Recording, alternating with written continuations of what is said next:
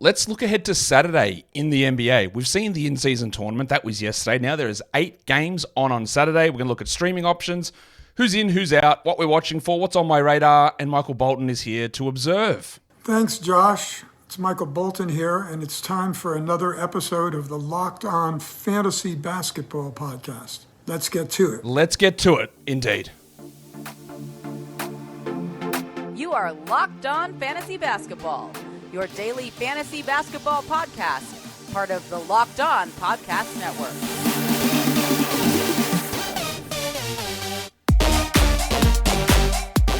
Hello and welcome to the Locked On Fantasy Basketball Podcast, brought to you by Basketball Monster. My name is Josh Lloyd and I invented putting pineapple on pizza, and I'm also the lead fantasy analyst at basketballmonster.com, and you can find me on Twitter as always at redrock_bball, on TikTok at redrock_bball, and on Instagram at Locked On Fantasy Basketball. Direct your pizza comments to all of those platforms. This episode is brought to you by PrizePicks, the easiest and most exciting way to play daily fantasy sports. Go to prizepicks.com/LockedOnNBA and use the code, all lowercase, LockedOnNBA for a first deposit match up to $100. Thank you also for making Locked On Fantasy Basketball your first listen every day. We are free and we are available on all platforms. 8 games on Saturday. I'm recording this before the in-season tournament games have wrapped up and finished. There won't be, unless something crazy happens, there won't be a recap after the 7 games of Friday. I think you'll get some of them during the year, some Friday recap days, so that will happen, a little bit different this year, but probably won't happen today. But all of the games, I'll write up all of my reactions to them over on Basketball Monster. I'll be active on social media. I just won't be doing a full-ass show because I got stuff happening today, unfortunately. All right, so what we're going to do is look through the action for for Saturday's games, preview the Saturday games. So we look at them. 8 games, a relatively busy-ish Saturday in the NBA. We always like to have a nice 8-game slate. That's always a good way for the NBA to schedule these things. So what are we looking at injury-wise? Well, as is the way with the NBA, all of this stuff is really dynamic. There's always going to be things constantly changing and moving, and I created this list. Actually, before I go any further, early game tomorrow. Early game on Saturday, 1 p.m. Be ready to get your lineup set. Also, in the Locked On Fantasy Basketball Bowl, we have 2 waiver pickup times. What I will always do, hopefully, assuming I don't forget, is that when there is an early game, the second waiver claim time will move to 1 hour before the first game tips, so that you've got your usual processing time, which is 10 a.m. Eastern, and then you have your second one to see when news breaks through the day to add somebody else in. So for tomorrow, that second time will change. There is the early game tomorrow at 1 p.m. Eastern. Must remember that. Yeah, we're good. Now, all right. So who is in or out? Well, no, Nick Claxton and Cam Johnson are out for Friday's game. Cam Johnson will be out again for Saturday. I'm going to guess that Claxton is out, but I'm not sure. I just know that he's ruled out for Friday. I do have him listed out there. For the Lakers, Gabe Vincent and Jared Vanderbilt are out. Rui Hachimura has also just been ruled out as well with his concussion. Wendell Carter Jr. with the broken hand is out. Yesterday I was talking about, because originally the report was he had a broken, one of the beat reporters said broken finger, but the actual report said metacarpal, and I was getting it confused in my head. Phalanges are fingers, metacarpal is hand. Hand broken 4 weeks, almost every time. So you talked about it yesterday. We had Mo Wagner. We definitely had Mo Wagner. He's still available in 85% of leagues. You're going to see Mo Wagner and his name flaming its way all through all of these boards on today's show. But just a quick aside, we're adding Mo Wagner, in case you didn't know that we're adding Mo Wagner. Wendell Carter Jr. is out again with that hand issue. Nick Batum is out for some personal reasons in Philadelphia. Very, very interested to see with the Sixers if they change that rotation and Covington and Martin play at all. I don't think Morris will, but we will see. And seeing if they integrate those new players into the rotation. Gary Harris is listed doubtful. He has a groin strain. I would be stunned if Gaz plays. Markelle Fultz is questionable for the Magic, so there is a lot of minutes potentially opening up in the backcourt. Now, I do have Brad Beal listed as questionable. He is officially ruled out. I did say earlier this week, I thought we'd only get 1 game out of Booker and Beal. Booker obviously returned early. Beal is on track for maybe giving us 1 game. This back injury is a real problem, though, and it's something that we didn't actually know about at all in the preseason or in the draft process, not to this level, and here we are. It's frustrating, but it opens up at least some of these streaming options, but as we saw in the game Thursday, there was really just Allen and even Gordon. Like Okogie got dicked over, and Goodwin was basically out of the rotation. So it was sort of down to Allen and Gordon in that mix. Tyrese Halliburton and Jalen Smith, I am listing them questionable. Halliburton and Smith are playing on Friday, but it is a back-to-back, so we'll see how their knee for Smith and ankle for Halliburton hold up. Do they play both sides of this? So I'm going to list them as questionable. Brandon Ingram, we haven't had an update on him yet, but I am listing him questionable. He's missed the last 2 with knee soreness. I've got Najee Marshall questionable as well. Zion should return for the Pelicans. He missed the last game, but that was a resting scenario. Rui Hachimura, originally questionable, he is out. Torian Prince is still questionable with that knee soreness that dropped him out of that game early last time. Markel Fultz officially questionable, and De'Aaron Fox already upgraded to questionable. Part of the reason why I didn't love the ad of Davion Mitchell is A, he's not all that good, and B, they only had 2 games this week, and C, one of them was on a 13-game Wednesday. And now Fox is already back, maybe looking like he's ahead of schedule. Well, you can go ahead and drop your Davion Mitchells.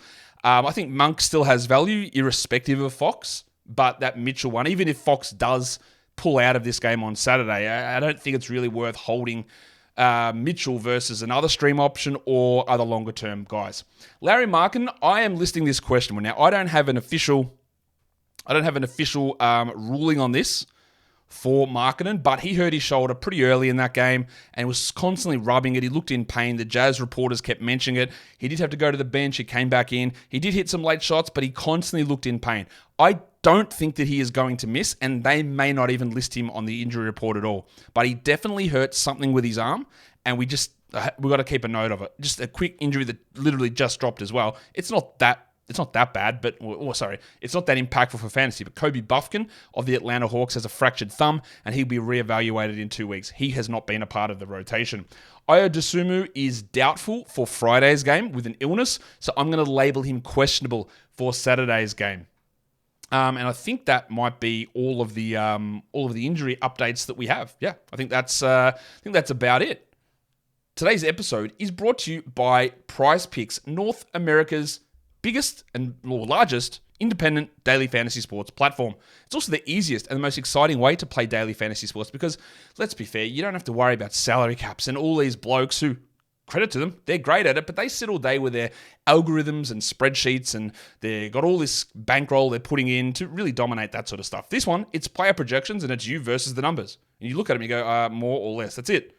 Up to 6 of those you can put into an entry. And you can actually win 25 times your entry fee back. And you can play against some of Prize Picks' favorite players, including old mate Meek Mill and comedian Andrew Schultz. You can find community plays under the promo tab of the app to find entries from some of the biggest names in the Prize Pick community each week. They even offer a reboot policy, so your entries stay in play even if one of your players gets injured. For football and basketball, if you have a player who exits the game in the first half and does not return in the second, that player is rebooted.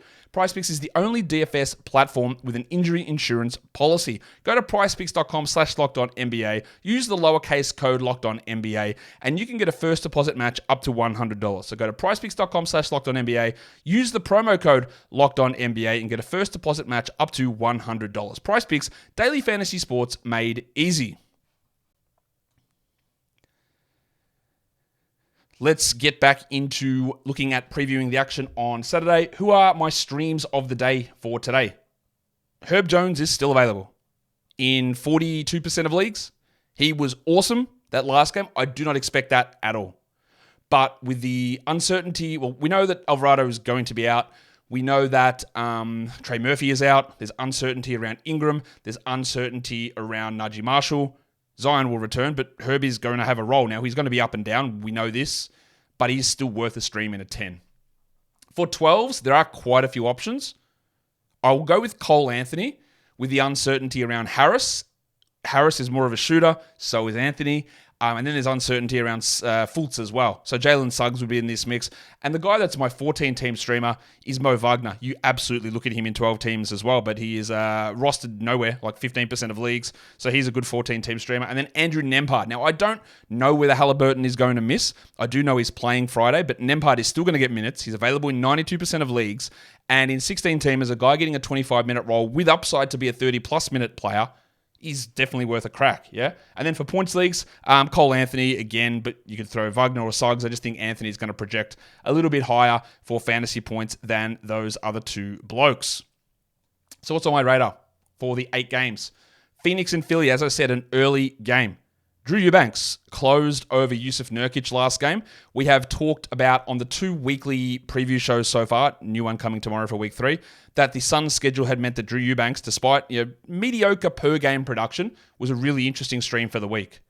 Well, let's see what he does here again, because is there a chance that when they get Beal back, that we get more of a minute split because Eubanks might be better defensively at times? I don't know. He's always been a guy that produces when he plays. So he's someone to watch. And then for the Sixers, I've put Rob Covington's name in there as someone to watch, but it's more like, is it Covington? Is it Martin? Does Morris play? Does Oubre play? Does old mate Furky from Turkey get those minutes? So much still unknown with the Sixers. And they're probably the 2 top streams, I would say. Got Eubanks and Covington. You could throw Grayson Allen in there. You could throw Eric Gordon in there. Less interested in Okogie and less interested in Jordan Goodwin. But I'd say Allen and Eubanks for the Suns and then Covington, but there's still some unknown about how much or if he plays at all. Next game on my radar in the Hornets and the Pacers game, Brandon Miller. 2 games ago, he was great. Last game, they didn't go small as much, so Miller didn't play as much.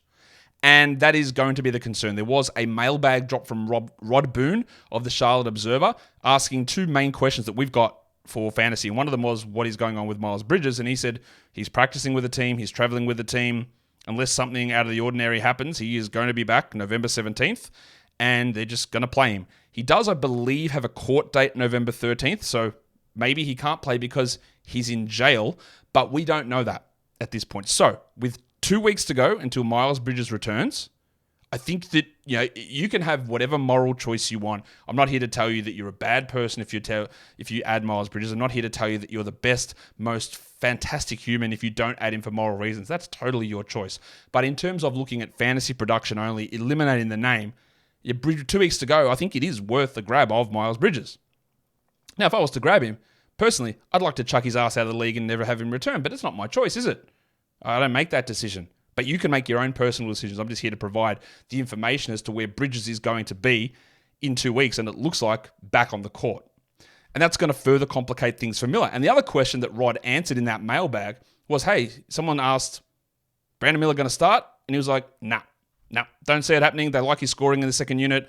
Do not expect him to move into a starting lineup anytime soon, injuries notwithstanding. So let's see how they use Miller. If they run a full complement Mark Williams, Gordon Hayward, PJ Washington starting group, does Miller just stay at 24 minutes? Because that's probably not going to be enough. Now, we still hold him for now, but we want to watch that.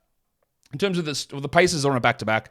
In terms of the streams, maybe it's Big Dick Nick, but that's not a great stream. And then Obert Toppin, maybe Aaron Neesmith. But things could open up there with Andrew Nembhard or Timothy John McConnell if Tyrese Halliburton does happen to sit down. But we don't know that. We'll see how he goes in the game on Friday.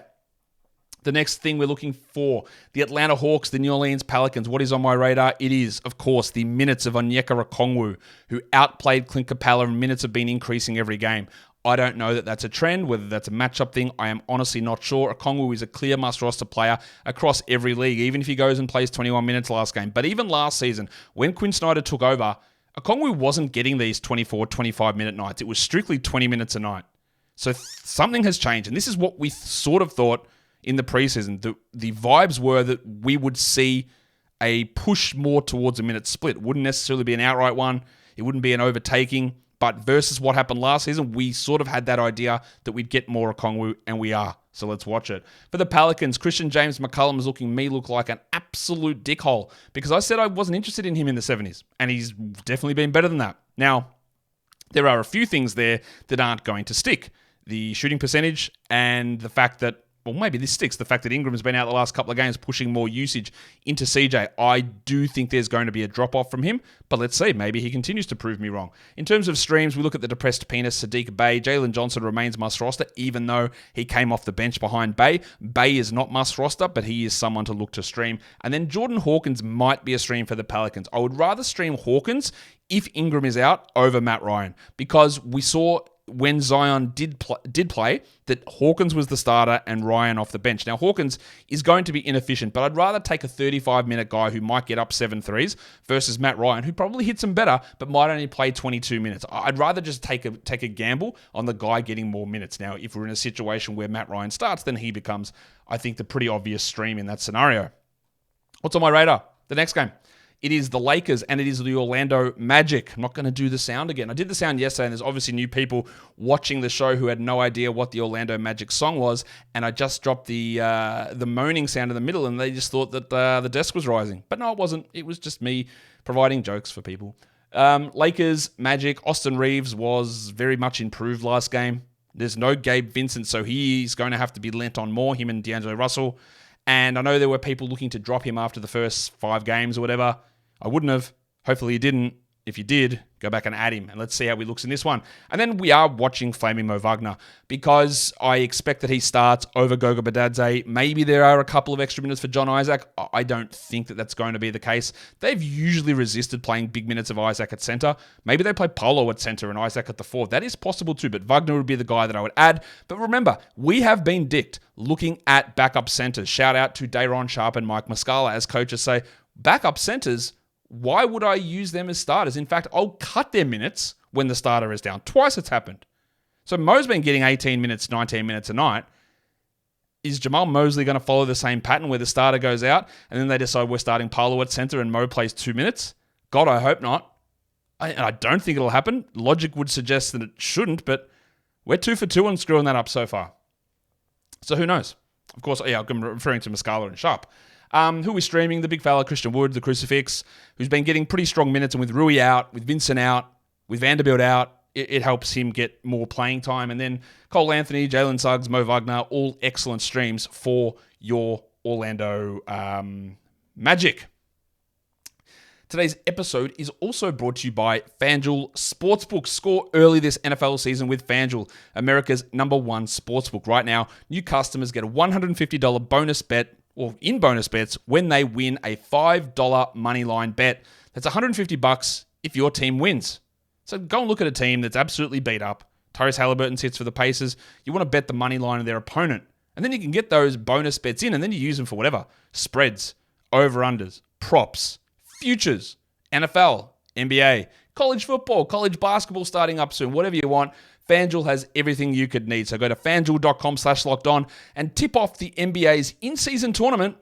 FanDuel, an official partner of the NFL. And don't forget to gamble responsibly. All right, let's fire up the radar again. What have we got cracking now?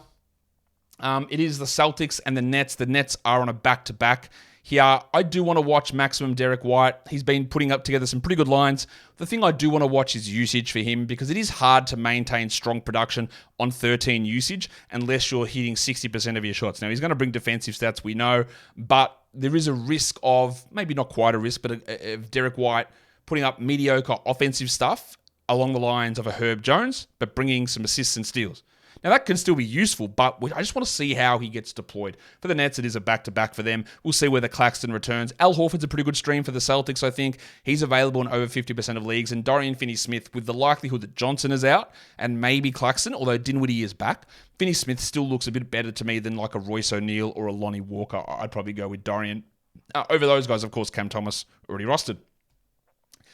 Let's go to the Kings and the Rockets is the next game. I want to watch Keegan Murray because the minutes were well up last game. Fox is maybe returning here. Murray has taken steps forward, absolutely. The shot hasn't quite been there. He's bumped his usage slightly. He still hasn't fully bloomed. He's still looking better. He hasn't fully got there. I want to see some defensive stats come, though, at some point from him. And then on the Rocket side of things, the delicate dancer, Alperen Şengün. He's been really good this season, but last game only 27 minutes. The Rockets went a bit smaller. They went with Jabari Smith at the 5. And that was one of the concerns I had in the preseason. I don't know. I know what I think of Şengün. I know what I think of him as a player. I know that he is the best player on this team. Right, but does Udoka believe that? Does Udoka start sitting him in situations to get Smith in as the backup or as the center? And it happened last game. And that is something we need to watch. In terms of streams, Malik Monk, And Dylan Brooks is available, and Dylan Brooks is shooting the absolute lights out. This will not continue, but for now, he's definitely a stream option here for us. The next game that we take a look at, we go to the Utah Jazz and the Minnesota Timberwolves. I do want to watch my mate Taylor Horton-Tucker. It has been a roller coaster. There are some good games from him, and then there are some games that stink, but I still maintain that I just don't know how he actually benefits this team starting. His numbers are great, but when you watch him, it's a lot of dribbling, it's a lot of bad shooting, it's a lot of poor decision-making, and then it's some great stuff, and then it's some bad stuff, and then it's some great stuff. And Keontae George, according to Utah Jazz beat reporters, is well ahead of schedule in terms of his role in the rotation at the moment, but I don't know if and when he takes over. Let's see if Horton-Tucker can string together 2 strong games. For the Wolves, it is Naz Reid, and it's watching the minutes there, because with Jaden McDaniels, who only played 21, I think, last game, what if Jaden goes to 30? How do they fit enough Naz in there? And is that enough for us to roster him? In terms of streams, we are looking at Horton-Tucker and Reid as the 2 main streamers in this game. The next game is the Chicago Bulls and the Denver Nuggets. The Bulls might lose by 100. They're both on a back-to-back here as well. I don't know if anything happens with like Zach LaVine's back issue. The Nuggets, at this point, they had a few guys listed probable. Brown, Jokic, and Murray all probable for Friday's game, while the Bulls, as I said, had Dosunmu doubtful and LaVine is probable.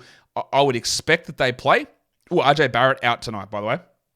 So that just dropped. So RJ Barrett is currently out again for his 2nd straight game. So the value of a Quickly and a DiVincenzo and a Hart all jumped. So obviously you're getting this news late because I'm just seeing this as I'm recording it.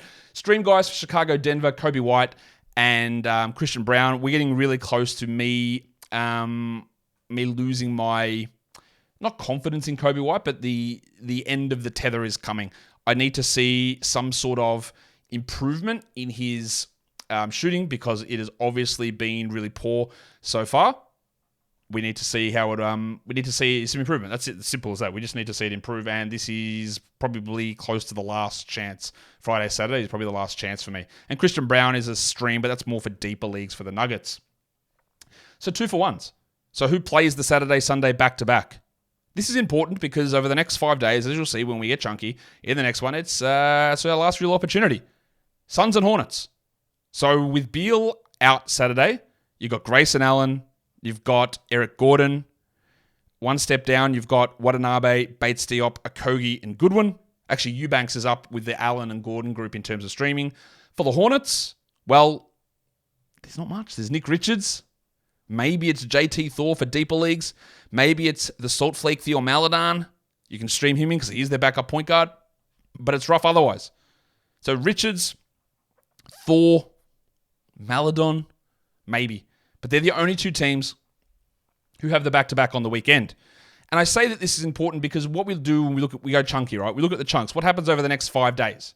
And someone I saw left a comment, why do you care about the next 5 days? Why don't you just look at the week?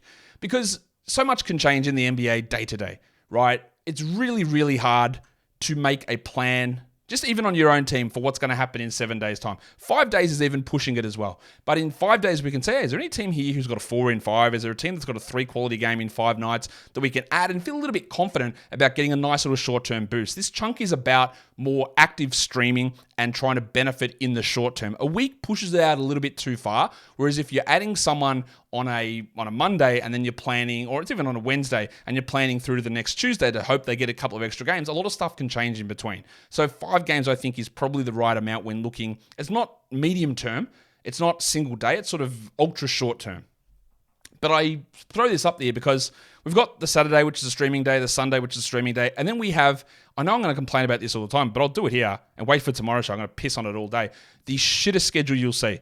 12 games on Monday, 0 games on Tuesday, and 14 games on Wednesday. So we went 12 games Wednesday opening week, 13 in week 2, and 14 this week. That is absolutely stupid. So we cannot stream on Monday. We cannot stream on Tuesday. We cannot stream on Wednesday. The next time we can stream is a 2-game Thursday. Dreadful schedule. Absolutely shocking schedule next week. But that means that the only value we get is using guys Monday, Tuesday, or looking more long-term. Shout out to Mo Wagner. All right. So let's look. Who are 6 guys available in over 40% of leagues, which are 10-team options? Herb Jones, Jalen Johnson. 35% of leagues. They're available in 35%. Yeah, that's my cutoff for 10. Sorry. Herb Jones, Jalen Johnson in 64%. Cole Anthony, 38. Jalen Suggs, 40. Malik Monk, 45. Kobe White, 37. All good options to stream in for a 10-team league. For a 12, we're using the cutoff at 45%. Rostered, so Cole Anthony at 38. Jalen Suggs at 40. Kobe White, 37. Dylan Brooks at 40. We use the cutoff for 40, not 45. I'm getting my numbers wrong. Mo Wagner at 15 and Grayson Allen at 31, especially here with the news on Bradley Beal. Next, we use deep league streamers. The cutoff I'm using here is 20% rostered, so these guys are all available in 80+% of leagues. So Mo Wagner at 15%. Aaron Neesmith at 12. Jalen Smith at 7. We'll see whether he plays. Bob Covington at 7. Who knows? Andrew Nembhard at 8. And Big Dick Nick Richards at 3%. And then lastly, in my streamers for points leagues, I'm using a 50% cutoff here for 12-team points leagues. Cole Anthony, Jalen Suggs, Malik Monk, Dylan Brooksy Brooks, Kobe White, and the Wizard of Noz, Naz Reid. Go and stream him in. Guys, that will do it for me today. Don't forget to follow this podcast on Apple Podcasts, Google Podcasts, Spotify, and on the Odyssey app and on YouTube. You know what to do. You thumb it up and you leave your comments down below. Shout out to Pineapple on Pizza. Guys, we are done here. Thank you so much for listening, everyone. See ya.